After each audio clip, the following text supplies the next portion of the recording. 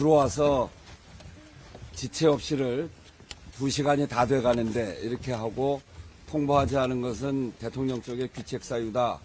그렇기 때문에 절차를 시작한다 하고서 절차를 시작했고, 한편으로는 안건은 결의안으로 결정해서 민주당에서 당론으로 정해서 그 안건을 만드는 과정이 한편으로 진행이 됐습니다.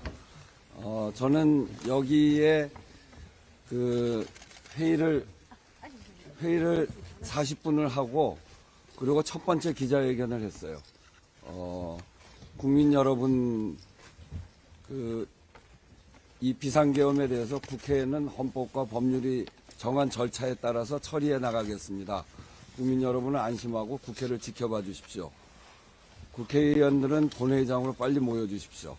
군경은 동요하지 말고 자기 자리를 지켜 주십시오. 이렇게 기자회견을 하니까 제 위치가 노출이 돼서 국회의장을 잡아야 아무것도 못하니까 날 또 잡으러 올 거다. 그래서 국회의장 집무실에서 기자회견을 하고 5층에 가서 한 20분 동안 숨었습니다. 그 숨는 동안에 우리 직원들이, 제가 들어간 방이 불이 켜져 있으니까 국회 전체 다른 방 불을 다 켰어요. 그날 국회가 밝은 이유가 국회의장이 들어간 방을 감춰주기 위해서 다른 방 불을 다 킨 겁니다. 직원들이 그 불을 다 켜느라고 한 직원은 불 켜다가 손톱을 다쳐갖고 피도 흘리고, 그러면서 근데 각 방마다 불을 다 켰어야 되는 거예요. 이게 한꺼번에 켜는 데가 없어서. 그래서 그런 불을 켜고 그렇게 하다가 한 20분쯤 지난 12시 20분쯤에 국회 본청 안에 본회의실 안에 거의 과반 가까이 모였다 그래서 제가 이제 본회의장으로 들어왔습니다. 이렇게 들어와서 여기서 절차를 시작하게 되는데, 아까 얘기했지만 이 국회법에 도사가 있어서 여러 가지 문제를 해결할 수 있었는데, 그 국회법의 도사가 제 옆에 있는 사람입니다. 정명호 국장님. 당시 상황을 좀 설명해 주세요. 예, 저는 당시 의사국장이었고요. 지금 정무위원회 수석전문위원으로 근무하고 있는 정명호입니다. 근데 저희가 이제 의장님한테 여러 가지 절차라든지 준비 사항에 전체 보고를 드리고 최종 결정은 의장님께서 하시는데, 의장님 여러 차례 이제 실무진들이 잘해서 칭찬을 많이 하셨는데요. 사실은 그런 부분들은 저희 업무가, 의사국이라는 업무가 기본적인 안건들이 어떻게 진행되는지, 그다음에 본회의장 내에서 제가 설명드릴 기회가 있으면 잠깐 설명드릴 텐데, 회의를 준비하려고 하면 여기 시스템이 많습니다.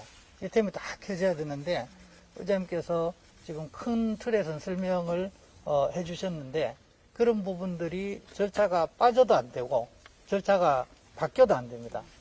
그러니까 그런 아주 중요한 단계일 수도 있고 경미한 단계일 수도 있는데, 그러니까 그런 절차 부분의 논란이 아주 많을 수 있는 상황이었고 예측하지 않은 어떤 상황이었는데, 절차에 맞게 그날은 다 처리가 된 상황입니다.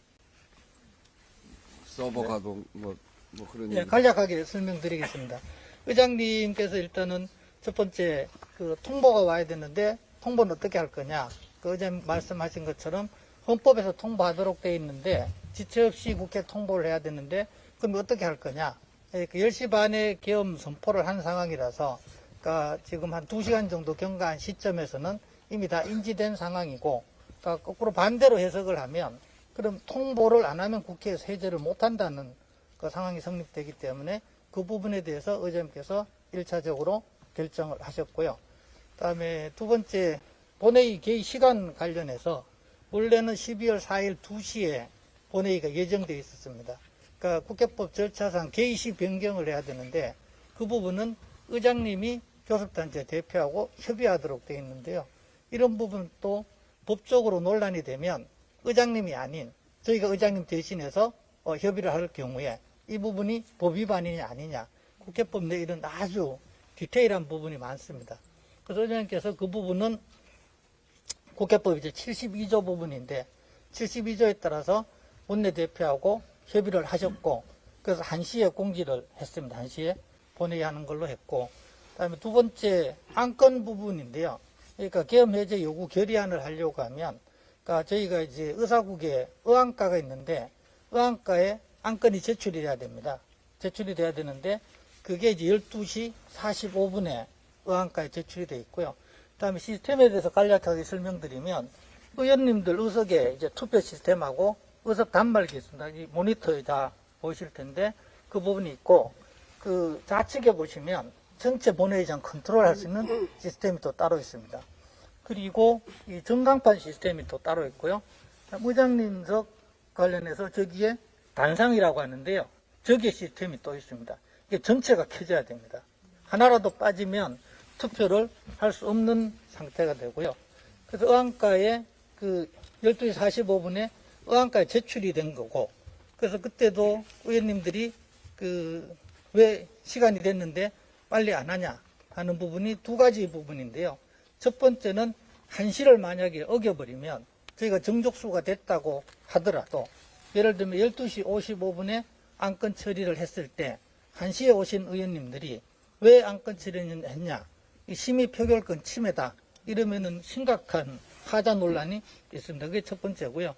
그다음에 두 번째 부분은 의안가에 제출되더라도 이 본회의장에 있는 의원님들이 그 의안 내용을 보셔야 됩니다. 보시려면 그 의안을 저쪽 영상 조정실에서 등록을 해서 안건이 좀 끌어와야 됩니다. 그런 부분들이 아주 디테일하게 다 연결이 되어 있는 부분입니다. 그리고 이제 저희가 의결한 이후에 그다음에 정부 통보 절차가 있어서요. 그 이제 전자로 가는데 정부 쪽에 국회에서 해제를 의결했다는 부분을 알려주는 절차가 있고요. 그 절차가 다 마무리된 후에 의장님께서 5시 54분에 정회를 하신 상황입니다. 이상입니다. 네, 그러니까 이제 회의 의결을 하려면 아까 그렇게 절차를 시작했잖아요. 그러면 그 다음에 해야 될 절차는 회의 시간을 정하는 겁니다. 회의를 몇 시에 개회할 거냐. 국회의장 마음대로 할 수가 없습니다. 교섭단체 간 협의를 해야 되고, 일테면 어느 의원이 부산에 있다. 근데 부산에 있는 의원이 나 가서 표결할 테니 내가 올라갈 시간을 달라. 그러면 그거 안 주면 그 사람의 표결권을 침해하는 겁니다. 한 명 한 명이 헌법기관들이기 때문에 그 표결권을 침해하면 안 되거든요. 그래서 평상시에는 하루 전에 회의 시간을 정해서 통보를 해줍니다. 정 바쁘면 평상시에는 최소한 4시간을 주는 겁니다. 그런데 그날은 비상계엄이니까 제가 교섭단체 협의를 하면서 추경호 원내대표하고도 통화를 해서 1시간 주겠다. 그랬더니 지금 비상이기 때문에 1시간 준다. 그랬더니 박찬대 대표는 시간이 너무 느립니다. 빨리 합시다. 그래도 국회의원들이 들어와야 되는 시간을 줘야 되니 1시간은 있어야 되겠다. 그렇게 얘기를 했고, 추경호 대표는 시간을 조금 더 주십시오. 국회의원들이 모이려면 시간이 더 필요합니다. 그래서 그건 안 된다. 빨리 들어오라고 그래라. 그러고 1시간을 줄 테니 들어오라고 그래라. 그래서 그때가 12시 반입니다. 그러니까 1시 반이었죠. 그렇게 정했는데 33분에 유리창이 깨졌다는 소식이 들어왔습니다. 사정이 변경됐죠. 더 급해졌어요. 다시 제가 추경호 대표하고 통화를 해서 사정이 변경됐다. 그래서 더 급해졌으니 계엄군이 본청 안으로 들어와서 더 급해졌으니 30분 당기겠다. 그때 추경호 대표가 시간을 더 그렇게 해서 안 됩니다. 시간을 더 주십시오. 국회 문이 막혀서 지금 들어갈 수 없어서 시간을 더 달라고 해서 제가 이미 그때 우리 사무총장하고 경호기획관이 국회 아까도 얘기했지만 국회 정문 문 열라고 해서 2차례 잠깐 열었었거든요. 근데 그 다음부터는 아예 경찰들한테 연락이 안 됐습니다. 그래서 내가 더 이상 이건 할 수가 없다. 당신이 여당이니까 경찰하고 협의해서 문을 열고 들어오고 1시로 정했습니다. 그래서 회의 시간이 개회 시간이 1시로 정해진 거고요. 안건은 그렇게 결의안으로 하기로 했는데 민주당에서 이걸 당론으로 정해서 의원들 다 서명하고 해서 의안을 국회에다 낸 게 45분에 냈고, 그 안건이 아까 얘기했던 그런 절차를 거쳐서 여기에 올라온 것이 56분에 올라왔습니다. 56분에 올라와서 그 4분 동안 4분 동안 기다리기도 힘들었지만 워낙 급해서 개회는 상의를 하니까 1시는 첫 번째 안건을 의결하는 시간이면 됩니다. 그래서 개회하는 시간, 그 시간을 줄이려고 몇 차 본회의를 개회합니다. 이 시간을 줄이려고 그거는 47분에 개회는 해놓고 그러고 안건 올리는 거는 다른 특별한 사정 변경이 없이는 1시 앞으로 하면 의결권 침해가 되기 때문에 1시에 맞춘 겁니다. 그래서 1시에 표결을 한 거지. 그 과정에 제가 평생 욕을 먹을 만큼 다 먹었는데 여기도 욕한 분들 많을 텐데 저한테 욕한 강도는 민주주의를 사랑하는 강도입니다. 그래서 양해합니다. 이제 다시 아까 왔던 장소로 가서 사진 촬영도 한번 하고 또 밖으로 나가겠습니다. 나가는 도중에 아까 의장님이 5층으로 피신하셨잖아요. 그 공간 전체 불 켰잖아요. 제가 한 거예요? 아, 맞다. 그 조섭 비서실장이 다 불키라고 한 겁니다.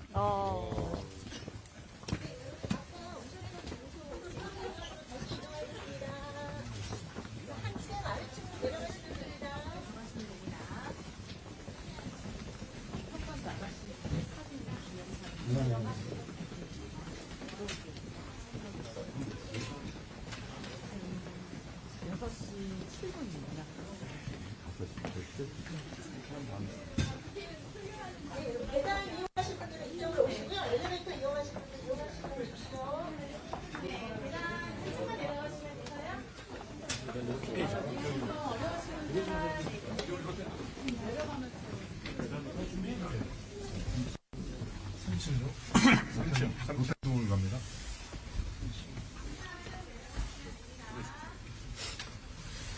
괜찮으십니까? 오히려 많이 좋아졌는데. 예, 목소리가 많이 좋아요.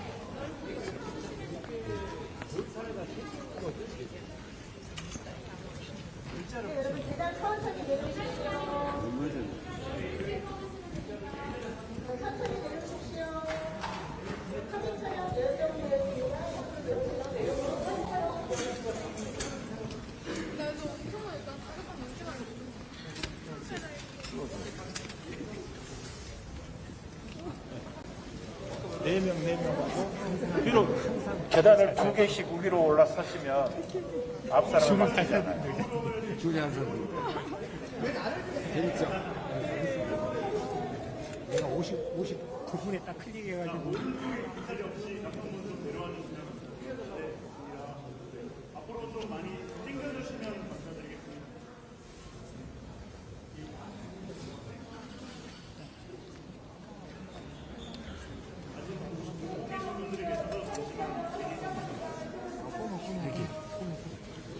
얘기는 안 가는데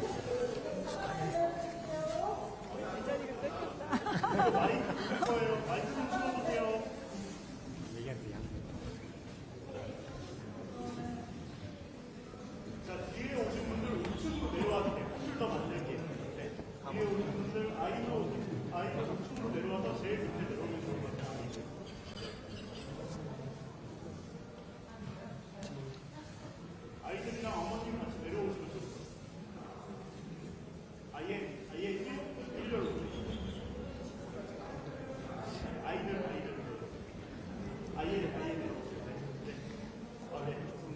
이 계단이 TV 보면 티켓 들고 세무하잖아요. 그 계단이에요.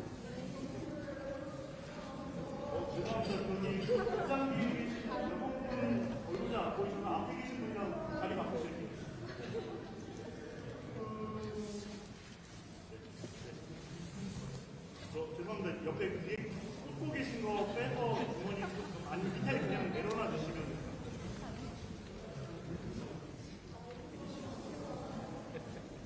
네, 좋습니다. 네, 좋습니다. 촬영하겠습니다. 여기 카메라 보시면 됩니다. 촬영하겠습니다. 하나, 둘. 한 번 더 촬영하겠습니다. 하나, 둘. 다 같이 박수 한번 부탁드립니다.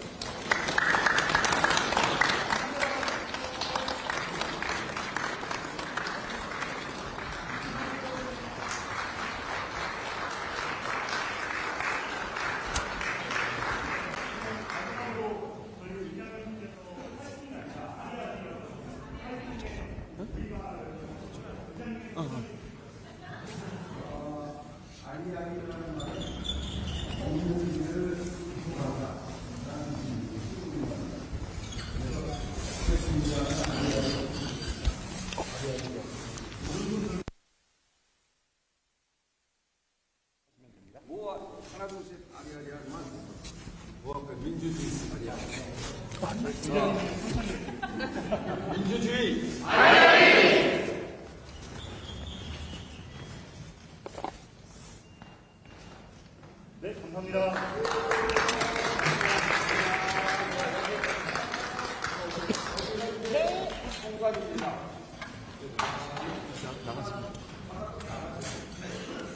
네, 여러분 사진 촬영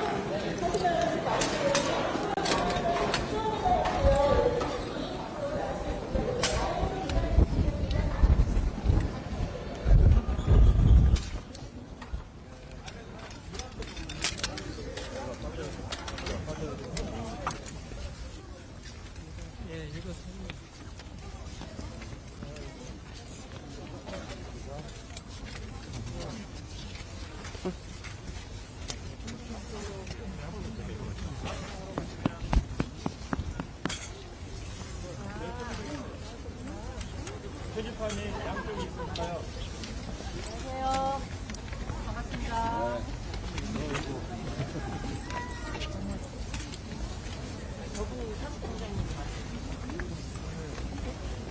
네, 저 정문 앞이 국민들이 계엄군과 대치했던 1전선, 여기는 국회 직원, 보좌진, 당직자가 계엄군과 붙었던 제2전선, 그렇게 되는 곳이죠. 여기가 가장 또 치열하게 붙었던 계엄군을 막아낸 장소이고, 이 안에 들어가면 여기를 막고 바리케이트를 치고 그야말로 걸상, 책상, 뭐 온갖 집기를 다 갖다가 저 안쪽으로 바리케이트를 쳐서 이쪽으로 진입이 불가하게 만들어진 겁니다.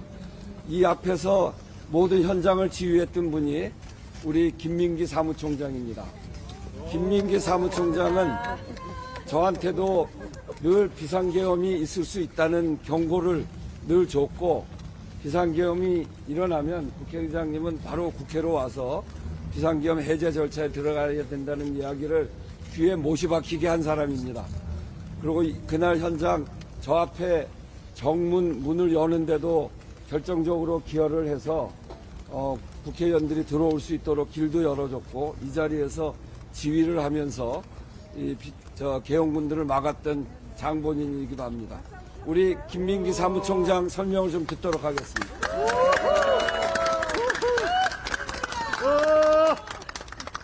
고생하셨습니다. 예, 제가 의장님께서 저를 이렇게 거창하게 소개해 주셔서 몸둘 바를 모르겠습니다. 이 자리는 그날 헬리콥터로 계엄군이 국회에 침탈을 한 그 시각 한 5분 뒤쯤에 뒤에서 여러분들 아까 보셨겠습니다만 운동장에서 착륙하고 이쪽으로 오는 데까지, 그 이후에 첫 계엄군을 맞이할 때 제가 직접 나와서 맞이했습니다.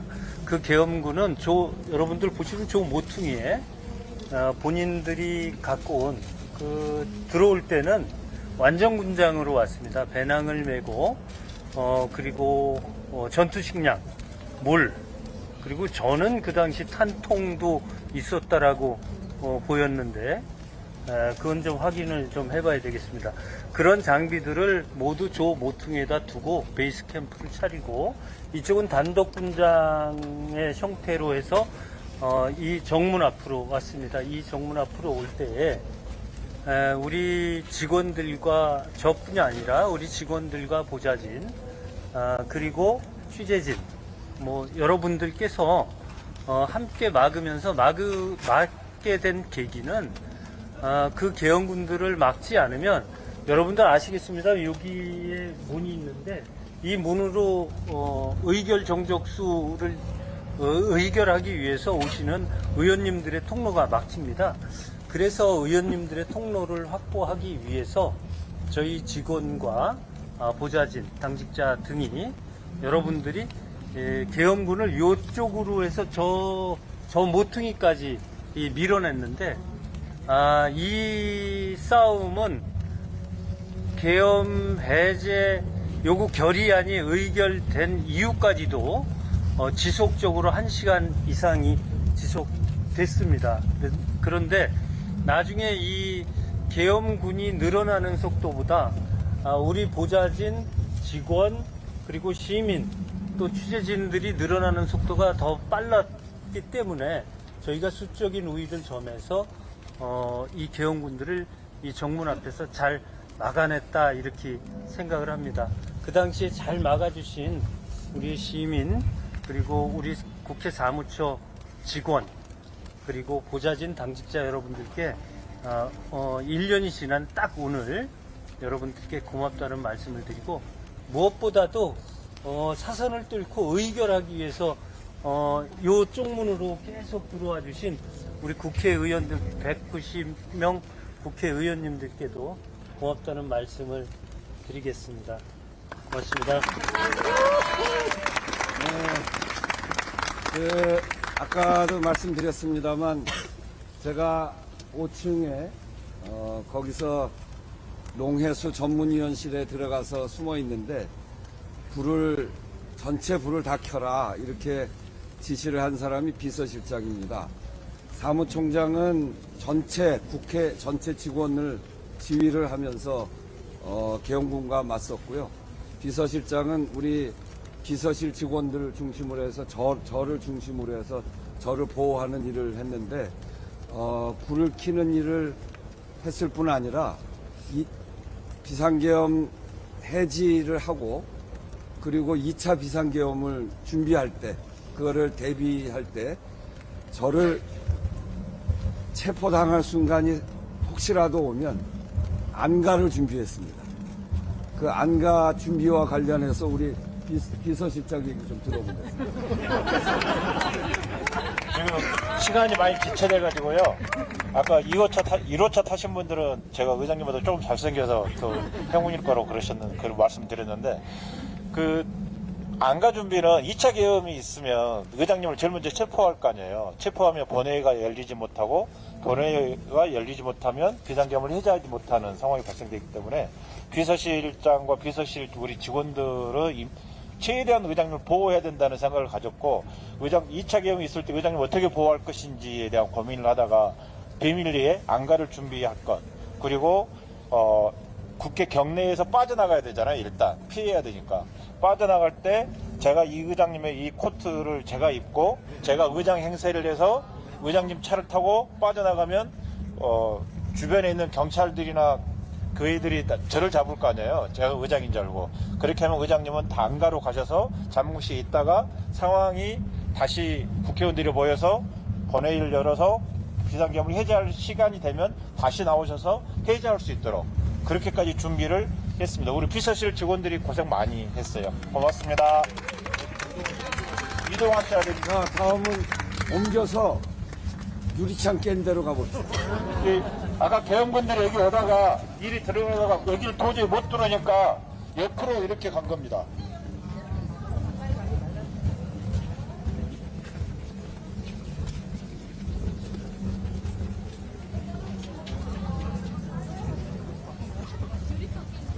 이쪽으로 가는 계엄군들의 모습은 TV에서 아마 봤을 거예요. 이쪽으로 걸어가서 저쪽 옆으로 가는 거거든요.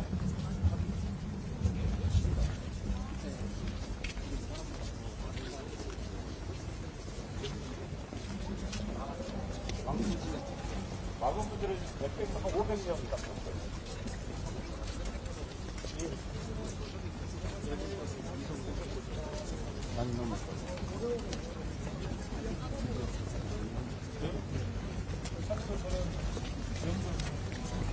안에서 이자금 받고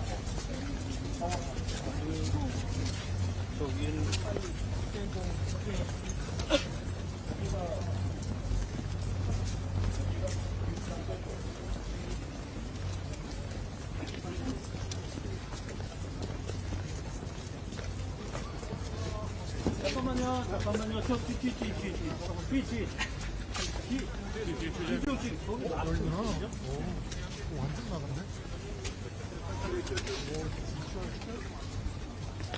자, 의장님 여기 불이 켰습니다.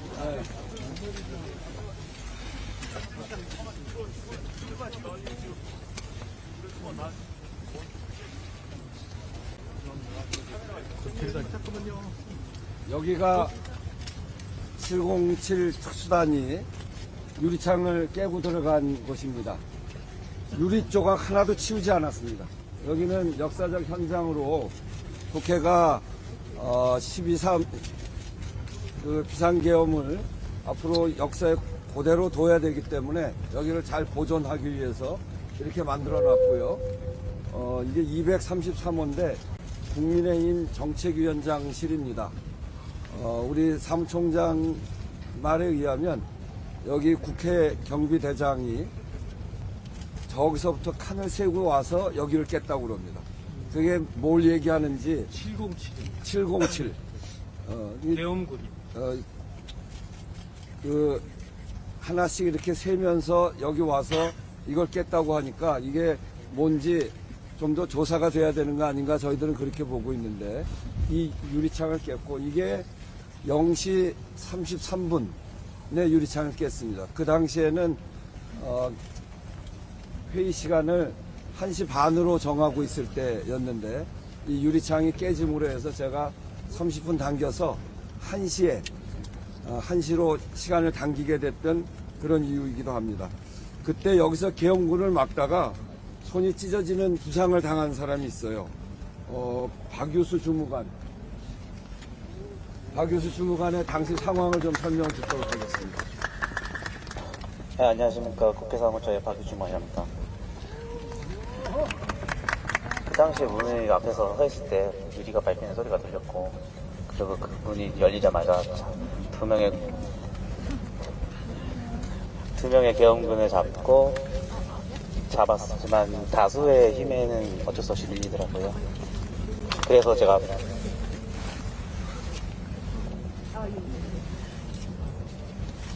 잡아도 어떻게 다수의 힘은 이길 수가 없더라고요, 제가.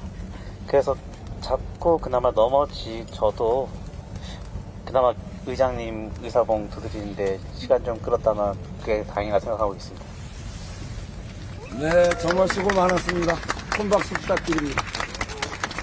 지금 다친 손은 그때 다친 손은 아니고요. 저기 다친 손은 아니고 그 뒤에 다친 손이고 이분이 계엄군 2명, 양팔에 1명씩 정치가 있잖아요.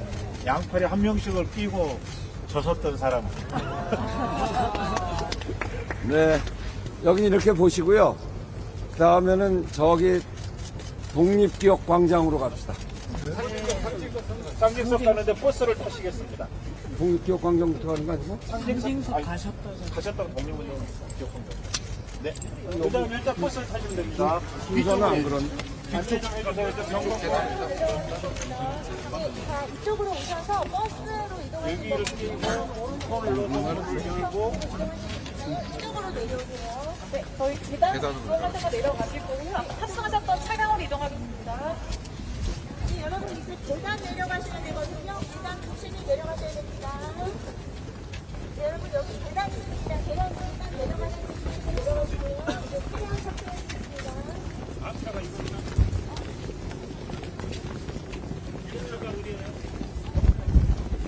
유로차가 앞입니다. 아까 1호차 타신 분들은 앞쪽 1호차로 타세요.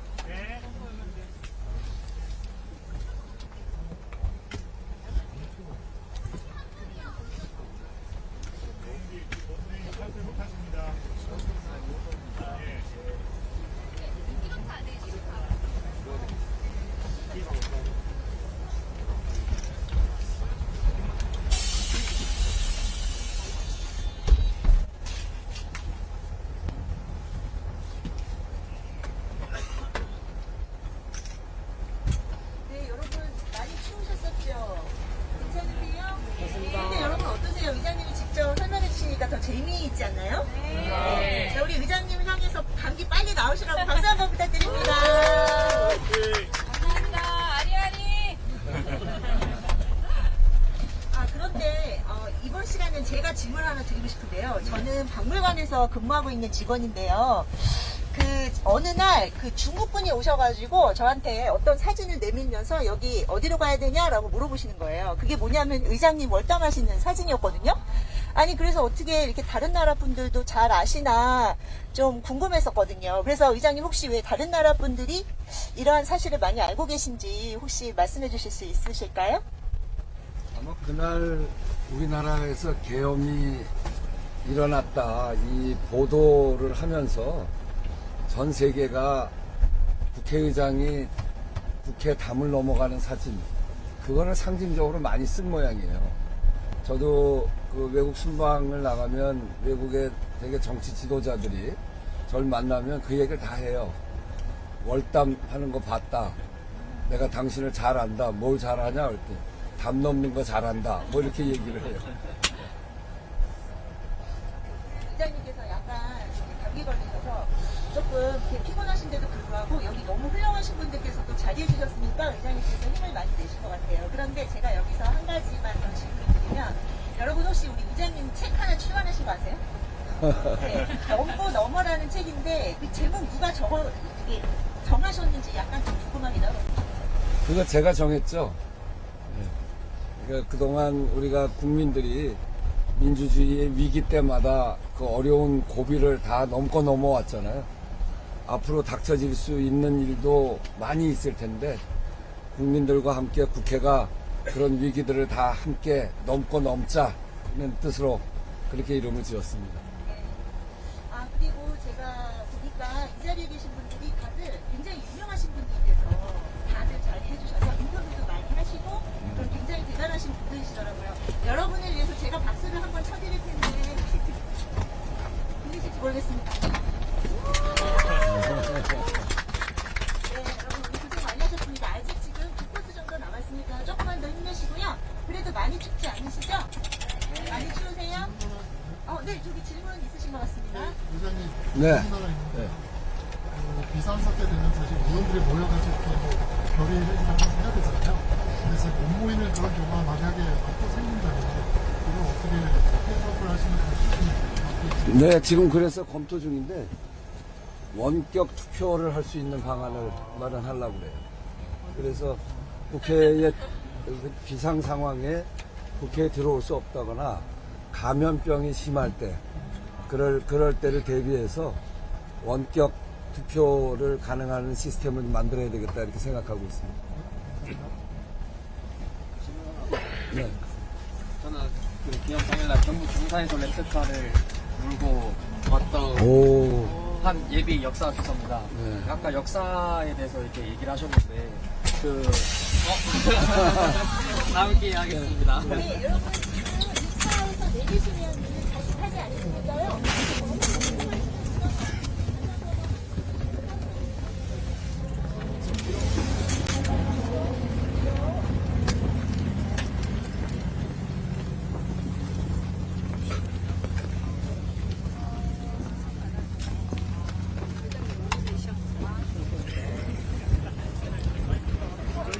저희 들어가지 않는 걸로 하겠습니다. 예, 저희 많이 들어가지 않는 걸로 하겠습니다. 네. 회장님, 저희 많이 들어가지 않는 걸로. 넓게 치고요. 네, 여기는 방송국. 민주주의 상징석입니다. 민주주의 최후의 보루, 대한민국 국회 이렇게 썼고요. 뒤에다도 글을 썼는데 뒤에다 뭐라고 썼는지.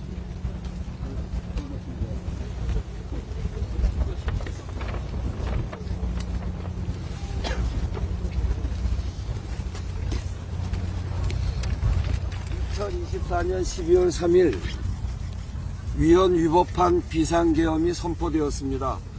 계엄에 저항하는 국민과 함께 국회는 계엄군을 막고 계엄을 해제시켰습니다.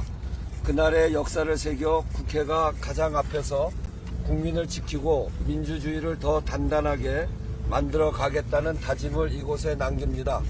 2025년 7월 17일 대한민국 국회, 이렇게 뒤에다 썼습니다. 이 민주주의 상징석은 제가 비상계엄 해제를 하고 그러고 그게 확인한 게 비상계엄 국무회에서 해제 의결한 거는 4시 반인데 그것도 지체 없이 국회로 통보하게 돼 있습니다. 근데 통보를 안 했어요. 그래서 확인할 방법이 없었습니다. 언론 보도만 보고 그 정부를 믿을 수 없는데 정부가 발신한 보도를 믿을 수가 없잖아요. 그래서 그렇게 갖고 믿을 수 없다. 국무회의에 참석한 사람한테 직접 확인해야 되겠다. 그래서 우리 참모진들과 의원들한테 참석한 장관들을 찾아서 전화를 해서 확인하자. 근데 아무도 전화를 안 받았어요. 4시 반부터. 그래서 5시 52분인가 53분에 제가 한덕수 국무총리한테 전화를 했어요. 전화가 통했습니다. 저한테 어떻게 됐습니까? 그랬더니 의장님 죄송합니다. 그래서 죄송한 거 말고 비상계엄 해제했습니까? 그랬더니 4시 반에 해제했다고 그러더라고요. 그래서 비상계엄 해제한 걸 확인하고 제가 전화를 끊고 마이크로 의원들한테 다 알리고 그리고 회의를 정회로 들어갔습니다. 정회로 들어간 이유는 산회를 하면 그날 다시 회의를 열 수가 없습니다. 그래서 정회를 하고 만약에 2차 비상계엄을 하면 바로 회의를 소집하려고 정회로 들어가서 쉬러 헤어졌고요. 그리고 들어와서 우리 참모들하고 같이 회의한 결과 2차 비상계엄의 위험이 굉장히 높다. 그래서 국회의장의 신변을 보호하는 게 가장 중요하다. 그래서 국회의장은 퇴근하지 않는다. 그리고 국회의장과 부의장과의 동선을 완전히 갈라서 만약에 의장이 잘못되면 부의장이 할 수 있도록 사회권도 넘기는 그런 조치도 취하고 이렇게 해서 제가 국회에서 숙식을 했습니다. 여기서 하루에 3바퀴씩 국회를 돌았습니다. 한 바퀴 이게 2.5km입니다. 외곽이.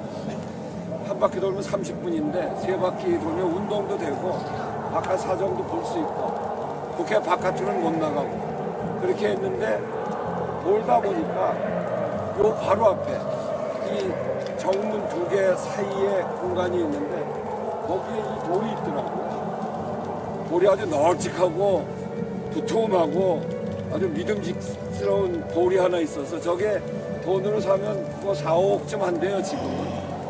근데 옛날에 갖다 놓은 거예요. 그래서 여기다가 민주주의 계엄 해제한 걸 뭘 표시를 해야겠다 이렇게 마음을 먹고 그때부터 차근차근 이야기를 해서 지난 7월 17일 재헌절날 여기에다가 민주주의 상징석을 만들었습니다. 이렇게 해놓고 이 밑에는 타임캡슐을 심었습니다. 100년 후에 열어보라고 했습니다. 지금 쓰고 있는 국회의 여러 가지 물건, 또 지금의 여러 가지 사정 이런 것도 담고 국회의장과 원내대표들이 100년 후 국회의장과 원내대표들한테 보내는 편지 이런 것들 등등을 담아서 이 안에다가 타임캡슐 안에다가 묻어놨습니다. 100년 후에 살아계시는 분은 이걸 열어주시기 바랍니다. 이 돌은 지금 저희 KBS 부스 보이죠? 그 밑에 있었던 돌이에요. 그 의장님이 그윽고 산책하시다가 발견하고 이렇게 새기자라고 하셨던 겁니다. 여기서 국회를 보면 정면이 딱 보이기 때문에 여기서 사진 찍기 아주 좋습니다. 오늘 저기 국회가 좀 이상해졌죠? 이거는 뭐냐면 미디어 파사드를 오늘 할 겁니다. 이따 9시 할 텐데 그날 있었던 여러 장면들을 영상으로 사진으로 편집을 해서 국회 전면에다가 쏠 겁니다. 그것도 구경하시죠. 다음 코스로 갑니다. 이제 마지막 코스로 가겠습니다. 여기서 걸어서 약 1분.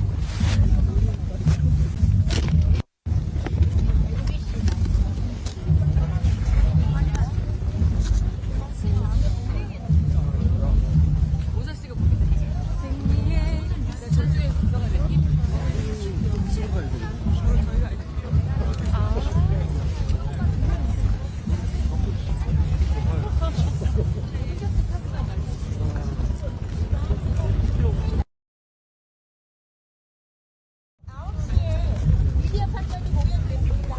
네, 앞으로 쭉 국도로 이동하시겠습니다.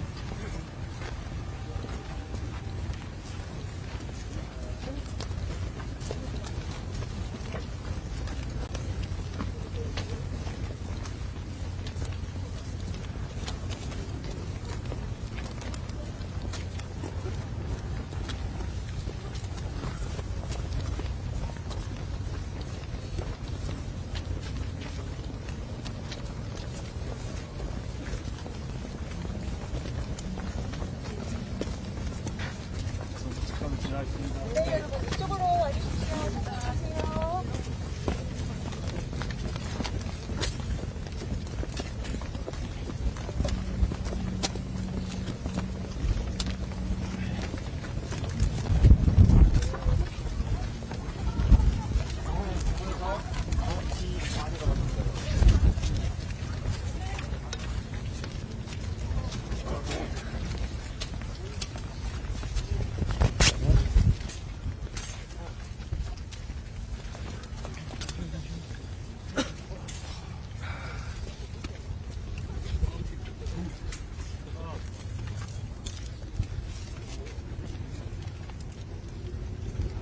보이세요? 뒤에 계단도 있으니까요. 여기 마지막이니까 춥더라도 조금만.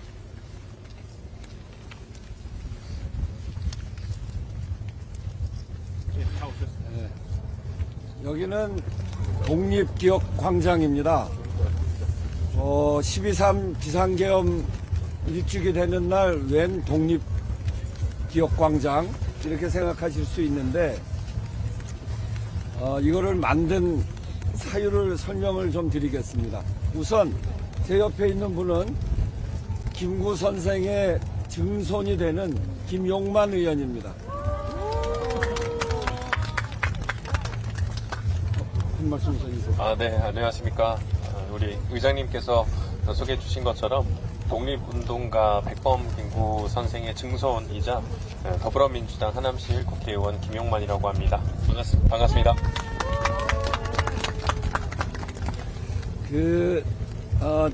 여기를 마지막 코스로 정한 이유가